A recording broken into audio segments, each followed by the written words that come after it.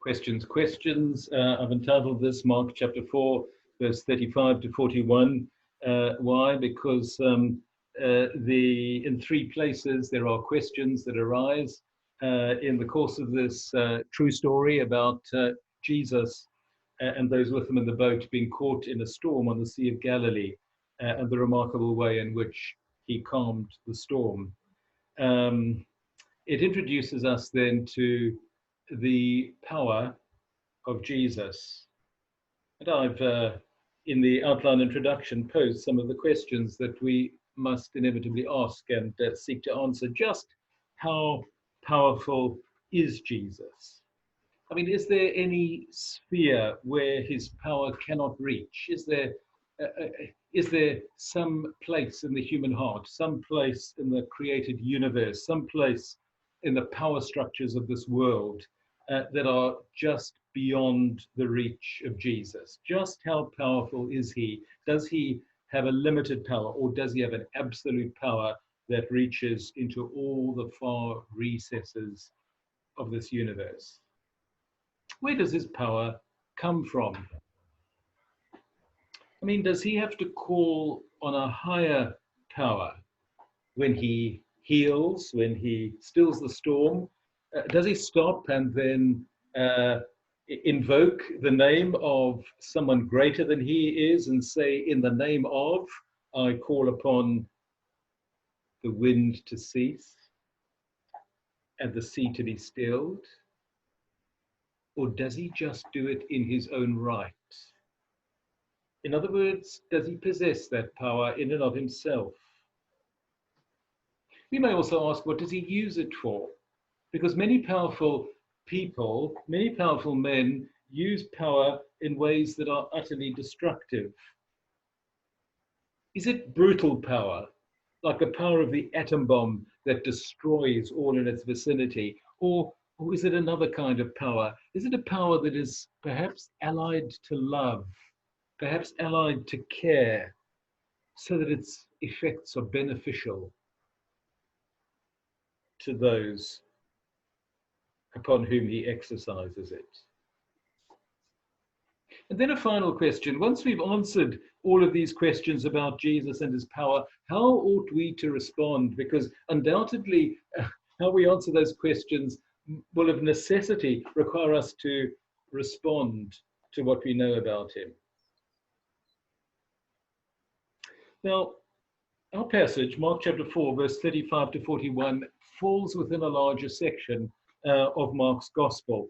And that section is Mark chapter 4, verse 35, where we start, and it runs right through to chapter 5 and verse 43. And we might say that the general theme of this passage is Jesus' power, how he triumphs over hostile powers. So you would glance ahead or just listen to me. Here in our passage, Jesus triumphs over the storm. He exercises his power effectively over the storm. In chapter 5, verses 1 to 20, Jesus triumphs over demons, because there he casts out demons out of a man who was possessed by demons. So he exercises his power effectively in triumphing over demons. Move on to chapter 5, and when we get to it, you'll see how there's the one story is interrupted by the next. But chapter 5 from verse 24 to 34, Jesus triumphs over disease. He exercises his power effectively to heal a woman. Go back to chapter 5, verse 21 to 24 and verses 35 to 43. And there, Jesus triumphs over death. He exercises his power effectively over death, so that somebody who has died is brought to life. The storm, demons, disease, and death. And in this section then of Mark's Gospel, all of those questions that I've raised in my introduction are answered. Yes, Jesus exercises absolute power over every sphere of life, the elements, the spiritual world, illness, and even death itself. There is absolutely nothing that is beyond the reach of his effective power. As we will see in our passage this evening, he exercises his power in his own right. As he stands on the boat and speaks, there is no incantation, there is no appeal to a higher power. It is simply Jesus speaking, and his own word is effective in calming the storm. The power is his by right. And then we also learn that his power is beneficial, because in each case, in this longer passage, it's evident that Jesus allies to his power both love and care. And in each case, it has a wonderfully beneficial effect in people's lives. So that the storm is calmed, and the people who feared that they were going to perish on the sea are spared. And the man who is so possessed by demons that it's absolutely ruined his life has the demons cast out, and he's left there in peace and in his right mind. And the woman who has for years been afflicted by disease, that disease is lifted from her. And of course, Jesus, in triumphing over death, then greatly benefits the person over whom he exercises his power. And so it's the kind of power then that should draw us. It's the kind of power that should fascinate us. It's the kind of power that we cannot ignore. And it should elicit from us a very definite response. And the response that it should elicit us, and I trust this will become even more clear by the time we get to the end of our looking at this passage this afternoon, is the response of faith and fear. Of faith. Someone with this degree of power in and of himself over all things is worthy of our trust, because there's no sphere of life, of our lives, that is beyond the reach of this beneficial power. But the other response ought to be the response of fear, in the sense of a reverent, worshipful fear. Because here is someone who can do something that we cannot do. Here is someone who possesses a power that is altogether divine. It's one that we cannot control. There's something almost unsettling, we might say, about this kind of power. We cannot domesticate it. We cannot explain it. It does not explain itself. That Christ employs it in ways that are not answerable to us. Faith and fear is the right response to Jesus, who possesses this kind of power. But it's the final question of our passage that is the most fundamental one, and that is, who is he? Who is Jesus? And all that we look at then this afternoon together from this passage ought to prompt us to ask that question, certainly if we've never asked it before. Who is he? And Mark is progressively unveiling the identity of Jesus. He's raising the question and he's showing us how it's answered. And as he shows us how it's answered, it becomes inevitable how we should respond to it.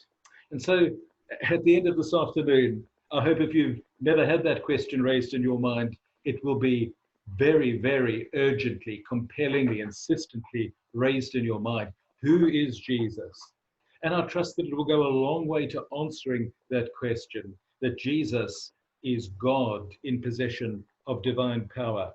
And if that is the case, then you cannot be indifferent to him or ignore him, but you must respond to him with faith and with fear. Well, I've got 3 points. They latch on to each of the 3 questions in the passage, and I think we can navigate our way through it under these headings: the panic, the power, and the pondering. So first of all, the panic, verses 35 to 38, which prompts the question, do you not care? So what is the situation? Well, the situation is that these people with Jesus and the boat, and of course there's some other boats out on the Sea of Galilee as well, their lives were being threatened by an exceptional, life-threatening storm. Now, I've never been there, but I gather that bad weather on the Sea of Galilee is not uncommon.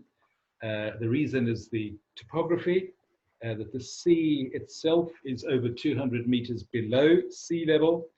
30 miles to the north of the Sea of Galilee is Mount Hermon, which is 2,800 meters in height, more than 2.5, nearly 3 kilometers.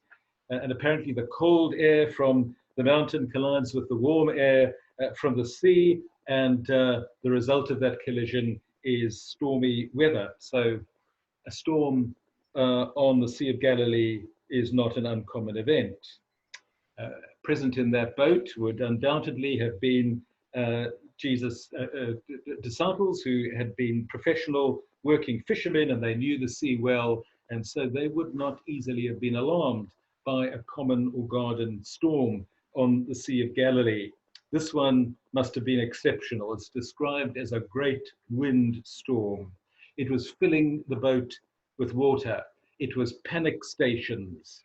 Seasoned fishermen then were in fear of their lives, and they were afraid of perishing. And when old salts who are used to the sea are scared, it really must be something. Many years ago, Martin gave me the book that was the story of the London Missionary Society, a deputation of two men many years ago going around the world to check up on their missionaries in far-flung places around the globe. And they were on board the boat called the Tuscan, which was a whaler that had departed from Gravesend, and it was heading for Tahiti in the South Seas. And apparently at that time, I'm not sure why, but few captains or crew liked to carry missionaries on their boats because for some reason they believed it would bring them bad luck. And so they enjoyed terrorizing the religious passengers who were normally inexperienced in these things and very apprehensive. And they used to gleefully tell stories of, for example, remember it was a whaler that they're on, of a whale biting a boat in two. And so the author then describes one night when a storm arose, and I'm quoting, "That night, the winds of the hurricane ripped the swell up into ferocious waves, and admiration for the storm was lost in panic. All the vessel's sails were stripped from the masts to save the ship as she bobbed helplessly in the black fury. At 1 o'clock in the morning, she was struck by a bolt of lightning which nearly killed the first mate. A second clap of thunder was accompanied by a crimson bolt of lightning, which was instantly followed by a tempest of hail, pouring like shot upon the deck.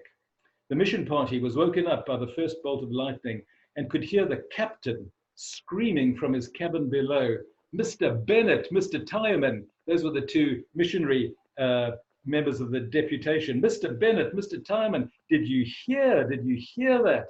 Oh, pray to God for us. All is over, all is over. Lord, have mercy on us. It is now all over. Pray for us. Lord, have mercy on us.'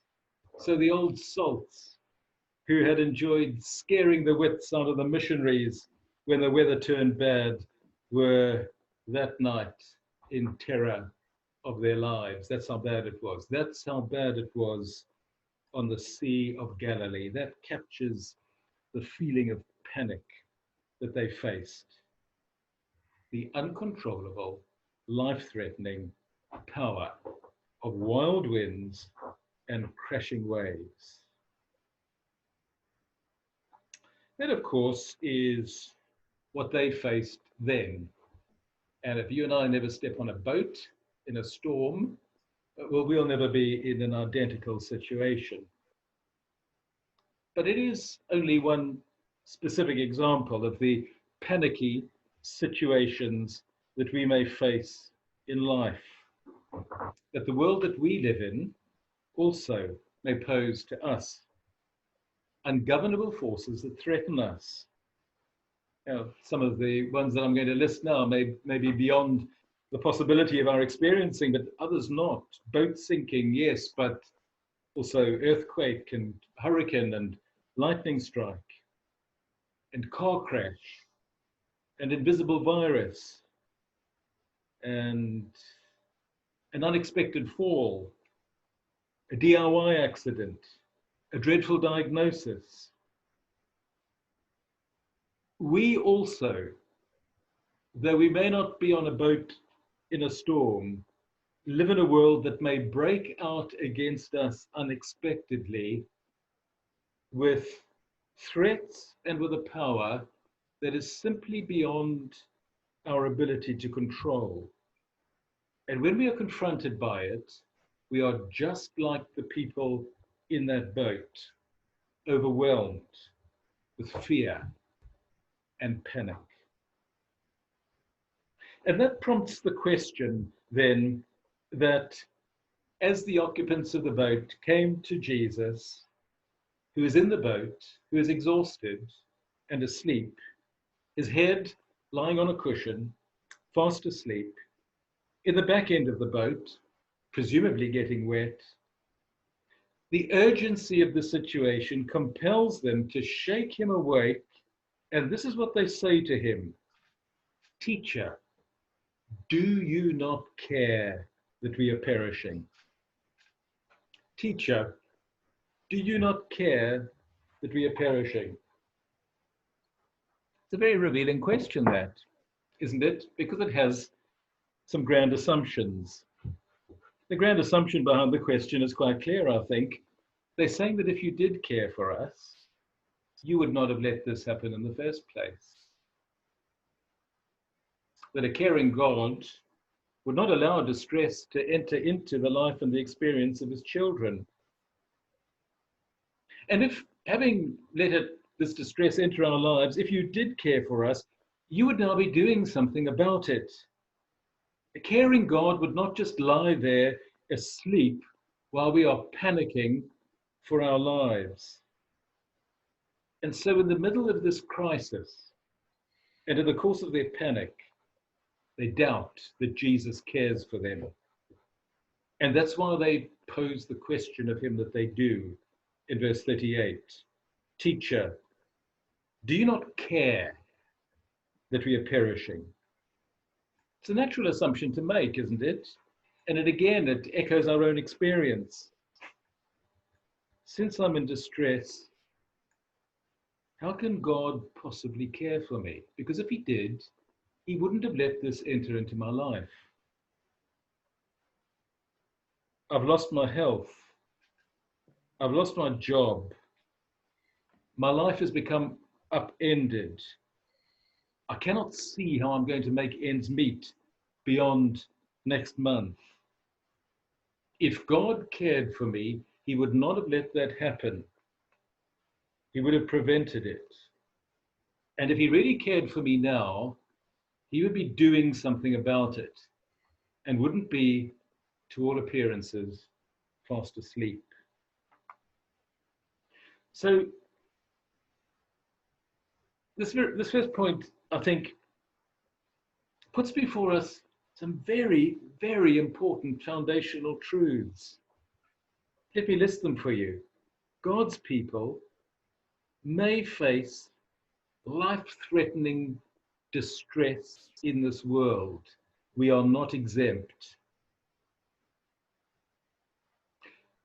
When we do face life-threatening, panicky distress, we naturally jump to the conclusion that God doesn't care for us.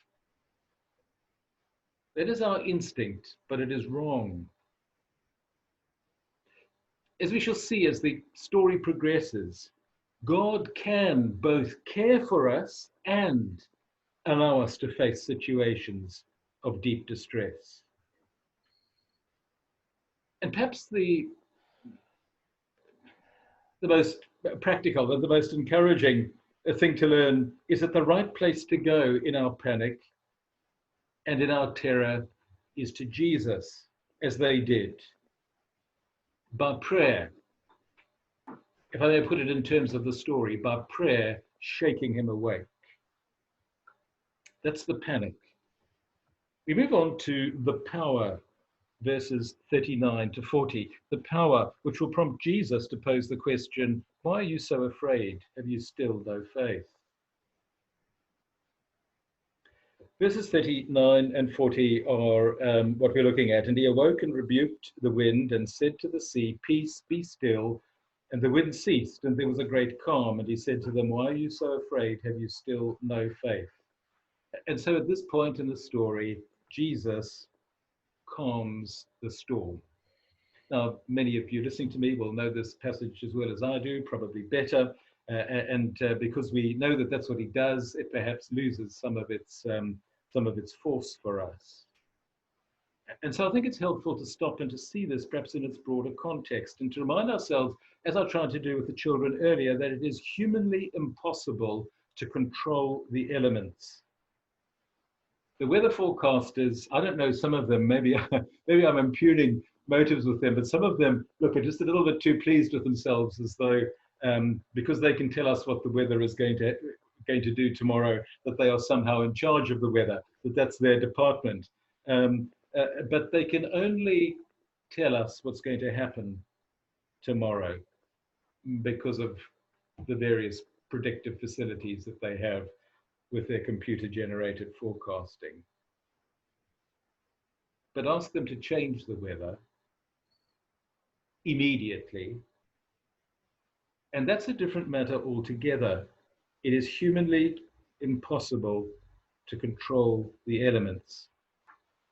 And for ancient cultures, and the culture in which Jesus lived, the sea in particular was a symbol of unstoppable, ungovernable power. Nobody can stop a wave crashing. Nobody can still a storm. And their conclusion was only God could control it. And that, of course, is the Old Testament position. There is a very striking, read it through from beginning to end in your own time, a striking description in Psalm 107. And in one of the little sort of mini stories in the Psalm, and from verse 23 onwards, there is this description. Some went down to the sea in ships, doing business on the great waters. They saw the deeds of the Lord, his wondrous works in the deep, for he commanded and raised the stormy wind. That's what God does, which lifted up the waves of the sea. They mounted up to heaven. They went down to the depths. Their courage melted away in their evil plight. They reeled and staggered like drunken men and were at their wits' end. Then they cried to the Lord in their trouble, and he delivered them from their distress. He made the storm be still, and the waves of the sea were hushed. God did it. Then they were glad that the waters were quiet, and he brought them to their desired haven. Let them thank the Lord for his steadfast love, for his wondrous works to the children of men. Let them extol him in the congregation of the people and praise him in the assembly of the elders. That's Psalm 107, verses 23 to 32. What is the grand assumption? That God alone can whip up the stormy wind, and God alone can hush the waves of the sea. And so when you come to verse 39 and you read, and he awoke and rebuked the wind and said to the sea, peace, be still, and the wind ceased and there was a great calm. Jesus is doing what the Old Testament says only God can do. He says, peace, be still. He doesn't invoke a higher authority. He doesn't say, in the name of, I command the wind to be still. Peace, and literally, apparently, be muzzled, be muzzled. In other words, he recognizes how menacing and life-threatening the storm is to these men in the boat. It's like a wild animal. It's like a lion being confronted by the snarling ferocity of a lion. And he says, be muzzled, stop snarling. He removes the venom of the storm, and then and there the wind stopped blowing and the sea became a glassy calm. That's what happened there. We weren't there. We, I guess, will never be in a similar situation. But there's an enduring truth here that reaches down over the centuries to us. Jesus demonstrated that he is God. There is absolutely no other conclusion that you can draw. He does what only God can do. He possesses the power that only God possesses. Jesus is the God who governs the ungovernable, who removes its threat. Jesus possesses deity, absolute power, ultimate control. And that's what prompts the question now, this time, that Jesus poses in verse 40. Why are you afraid? Why are you so afraid? Have you still no faith? And of course, there is an assumption behind this question. The disciples' question, the assumption behind it was a false one, that if you cared for us, you would have prevented this from happening, or by now you would have stopped it. And here is the true assumption behind Jesus' question, that you have no need to be afraid, and that you ought to have faith, having now witnessed that I am the God who can calm the storm. I am in absolute control of what is threatening you and panicking you. Therefore, you do not need to be afraid of your circumstances, and you have every reason simply to trust me. The fact that you've lost control of the circumstances you find yourself in does not mean that I have, and doesn't mean that I don't care for you. And so Jesus, by this question, is calling them back to the place where they can see, and where we can see, that we ultimately never have need to be afraid, and ought always to place our trust in him. That's what he's saying to us. When trouble comes, and when God seems to be asleep, Jesus says, don't fear, trust me, I'm in control, and I do care. Now, I have to confess that until recently, I was a little bit puzzled by those parts in the Bible and in the Psalms and so on, where the writers would, in the midst of troubled circumstances, appeal to God as the creator for their comfort. Now, of course, I can make the connection at this level in general terms, that if God created all things, he must be very powerful. And therefore, in my danger, in my fear, in my panic, then I can invoke the fact that God is a creator, and because he's powerful, he can help me. But then I recently realized that actually there's a much closer connection. And it's this: he can fix it because he made it. He can fix it because he made it. So, you know well enough from this morning, if you're with us, that my Dell computer is not very reliable. It's been causing problems.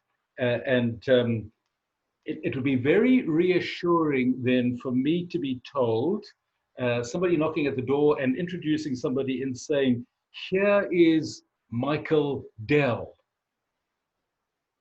He's come to fix your computer. You see, then I was, well, that's a mighty relief. Why? Because my confidence wouldn't be in the fact that Michael Dell is, in general terms, more famous than I am, greater than I am, with a bigger reputation than me, and much richer than me. My confidence would lie in the fact, I'm stretching the illustration, I know, because he's probably just the CEO of this organization, but run with me for the moment. My confidence would lie in the fact that he designed my computer and that he made it, you see. He can fix it because he made it.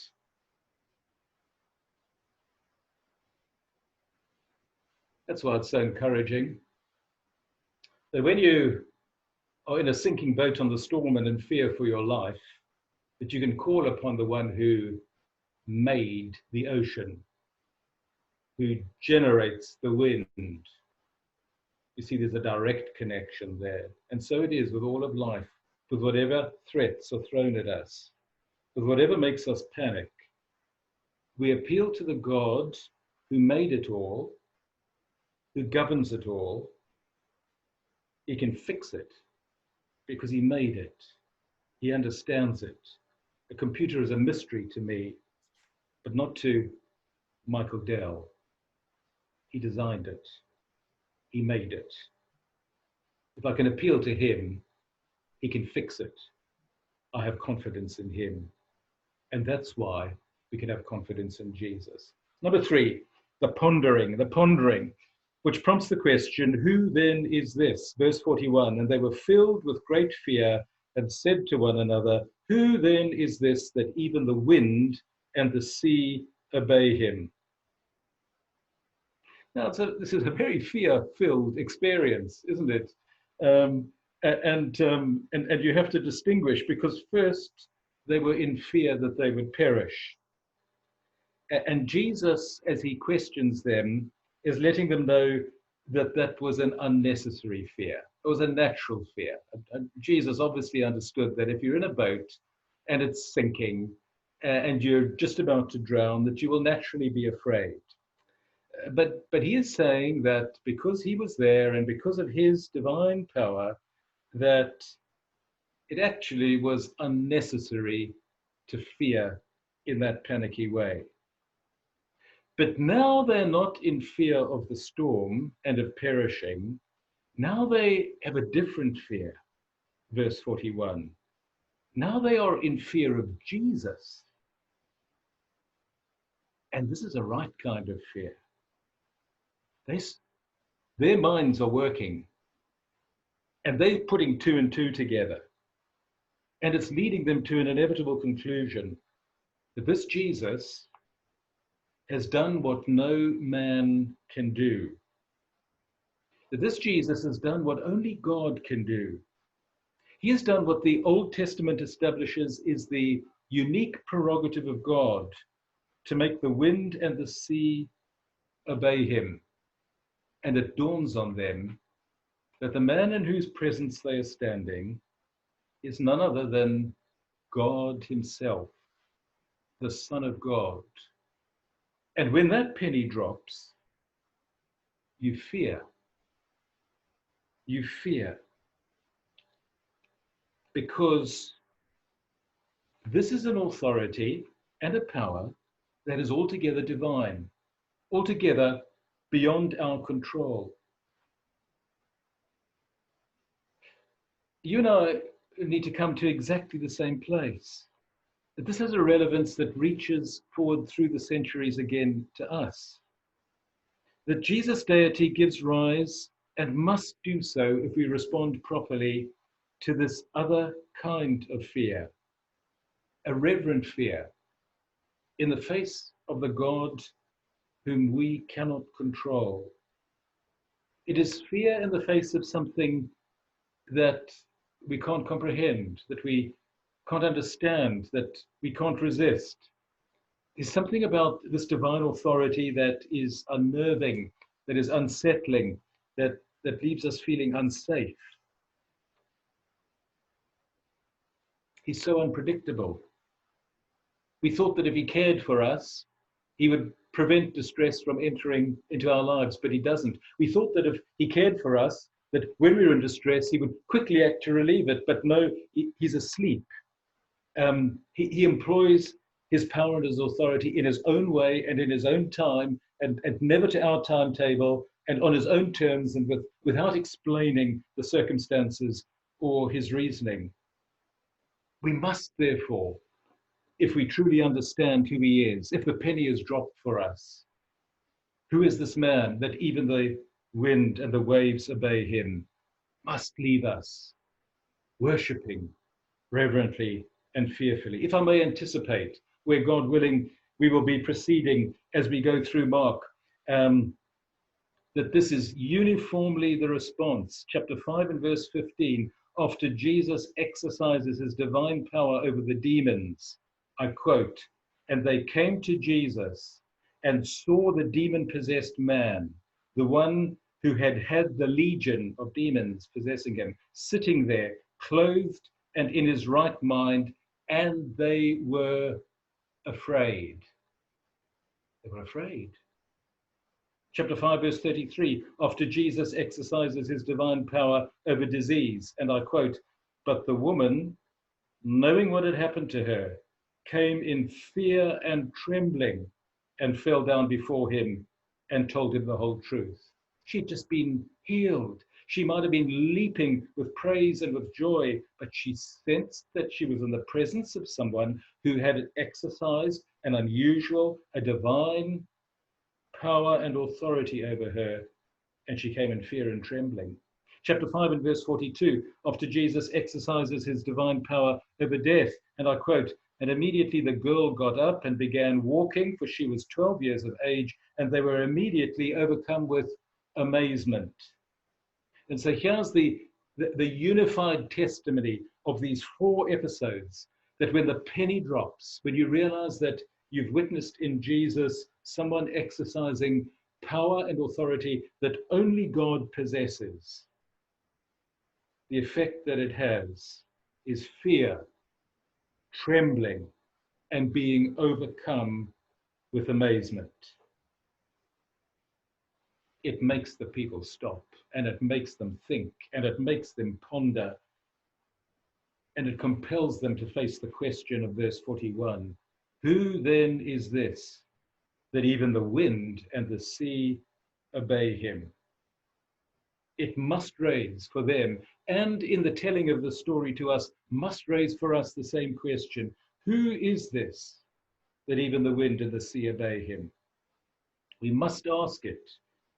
This gospel compels us to do so.